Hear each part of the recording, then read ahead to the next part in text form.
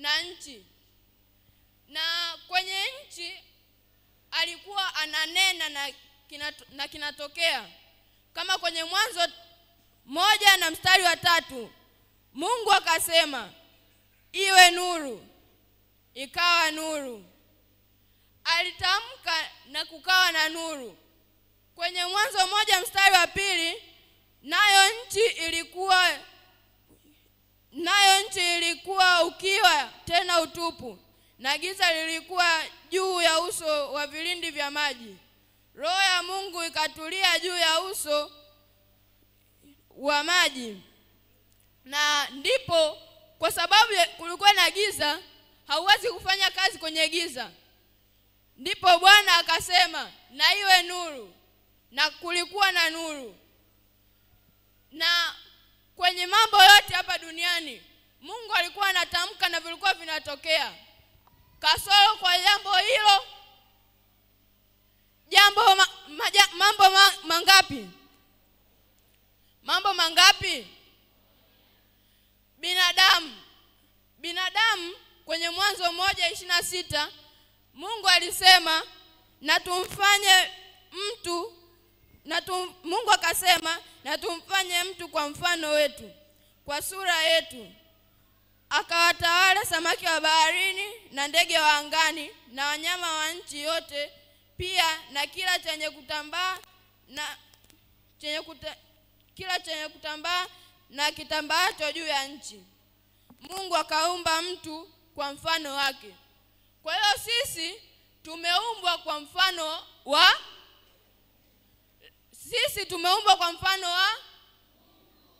Kwa hiyo sisi ni wa thamani kuzidi vyote vile ambavyo vimeumbwa hapa duniani. Mungu alikuwa anatamka, ila sisi ni wa thamani kuwa yeye alishuka mwenyewe akatuumba kwa mfano wa. Kwa hiyo tunatakiwa tujue kuwa sisi ni wa thamani mbele za Mungu. Sisi ni wa thamani kuliko wanyama wote hapa duniani. Sisi ni wa thamani kuliko ndege wote hapa duniani. Hakuna kitu ambacho kinatambaa ambacho ni cha thamani kutuzidi sisi. Kwa hiyo tunahitaji kulijua hilo. Na ukichukulia mfano jua kwa ukubwa wake wote, wanasayansi kwa tafiti za kisayansi wamegundua kuwa zinahitajika dunia 109 ili kutengeneza mstari mmoja kutoka upande mmoja wa jua kwenda upande mwingine. Kwa hiyo Mungu kwa kutamka alitengeneza hilo jua. Sasa unaweza ukaona thamani yako mpaka Mungu alishuka na kukutengeneza wewe kwa mikono yake. Kama vile mfinyanzi akiwa anatengeneza chungu, anakuwa makini sana ili asije akakosea hata kidogo. Na kama akikosea atahitaji kurudia tena. Ndivyo Mungu alivyokuumba wewe kwa umakini wa hali ya juu. Kwa hiyo mnasemaje kwa ajili ya Mungu? Mnasemaje? Watoto, mnaweza mkajiona nyinyi ni wadogo, hata mimi pia ni mdogo, ila tunaweza tusijue thamani yetu. Mungu anajua thamani yetu.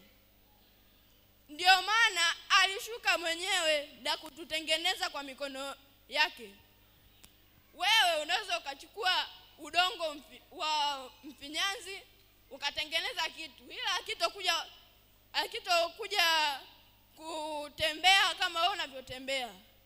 Kwa hiyo Mungu alitutengeneza, na kama hamjui alivyotutengeneza, akapuliza pumzi yake mwenyewe ndani ya mwili wako ili upate kuishi, na bado akakuachia nafasi ya kufanya chaguzi zako mwenyewe.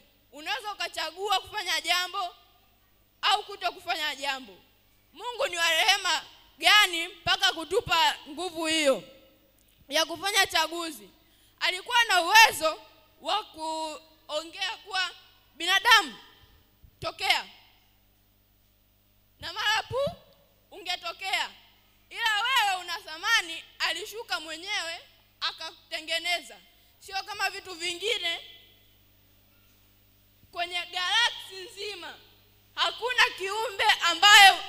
Hakuna kitu ambacho Mungu anakiona cha thamani kama wewe. Ulipoanguka dhambini, alimtoa mwanae wake wa pekee, mmoja wa Mungu, kuja kukufia. Kwenye Zaburi 100 fungu la 3,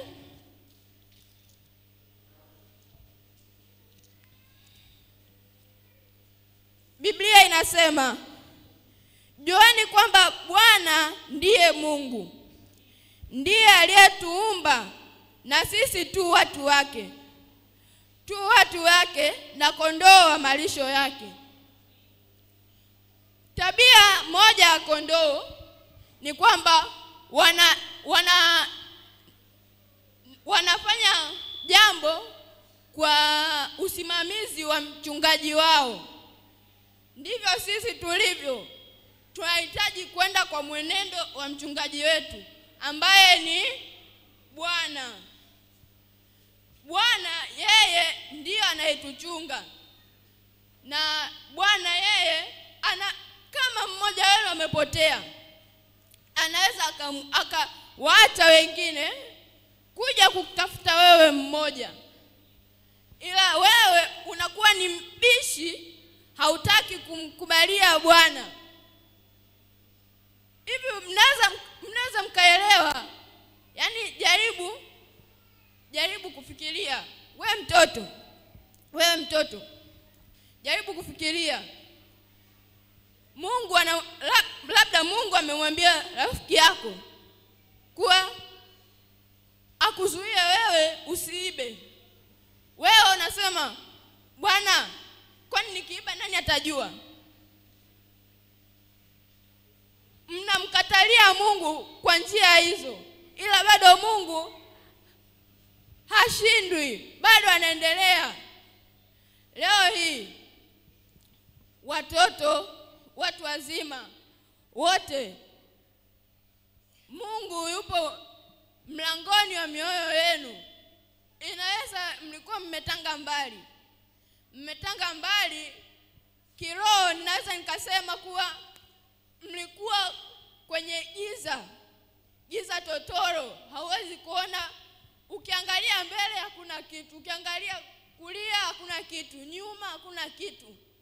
Leo hii Mungu anakuja kwako wewe mtoto unayenisikiliza. Mungu anaomba moyo wako, atulie ndani ya moyo wako, afanye makazi ndani ya moyo wako. Biblia inasema sisi ni wana wa Bwana na mioyo yetu ni makazi ya Roho Mtakatifu.